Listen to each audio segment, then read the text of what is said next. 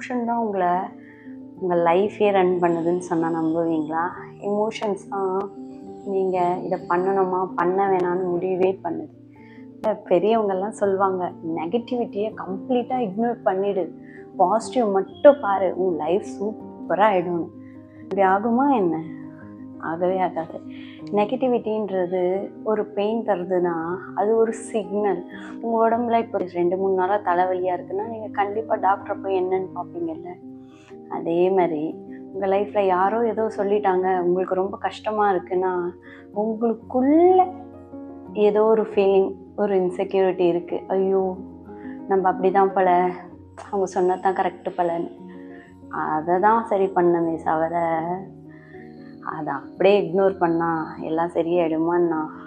ஒரு எமோஷன் இன்டென்ஸாக இருக்கும்போது நீங்கள் எடுக்கிற எல்லா முடிகளும் கரெக்டாக போய் முடியாது. நிறைய இடத்துல தப்பு பண்ணிடுவோம். நீங்கள் எமோஷ்னலி வீக்காக இருக்கும்போது ப்ராப்ளமை கண்டு பயந்து ஓடிடுவீங்க. ஸோ இதை நான் ஃபேஸ் பண்ண விரும்பல. இந்த பயம்தான் உங்களுக்கு தப்பான ஹேபிட்ஸும் கொடுக்குது.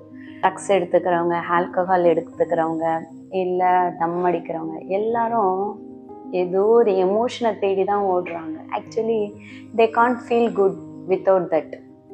அந்த ஃபீலிங் குட்காக தான் அதெல்லாம் பண்ணுறாங்க.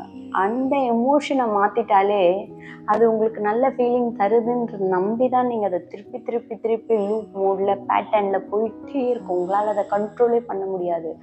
இந்த எமோஷன்ஸை கண்ட்ரோல் பண்ணால் அது எல்லாமே மாறிடும்.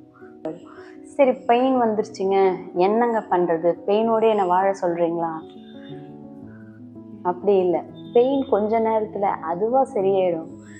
உங்களால் தாங்க முடியாத ஒன்று, யாரோ ஒருத்தவங்க என் கூட இல்லை, என்னை விட்டுட்டு போயிட்டாங்க, என்னால் அதை தாங்க முடியல, என் அம்மா இல்லை, என் அப்பா இல்லை, ஏதோ ஒன்று உங்களால் ஒரு லாஸை தாங்க முடியும்னா அந்த க்ரீஃப் ஸ்டேஜை நீங்கள் கடந்து வந்தால் தான் உங்களால் பீஸே அட்டைன் பண்ண முடியும். இல்லை அந்த க்ரீஃப் ஸ்டேஜே எனக்கு வேணாம், நான் அதை அப்படியே இக்னோர் பண்ணிவிட்டு என் வேலையை பார்க்க போயிடுறேன், ஏதோ பண்ண போயிடுறேன், தண்ணி எடுக்க போயிட்டேன் அப்படின்னா அது உள்ள உங்கள் இன்செக்யூரிட்டிஸ் தான் அதிகமாக ஃபீட் ஆகிட்டே இருக்கும். நீங்கள் பயந்து பயந்து போக போக அந்த பிரச்சனை ஒரு நாள் ரொம்ப பெருசாக வெடிக்கும் போது உங்களால் அதை தாங்கவே முடியாது.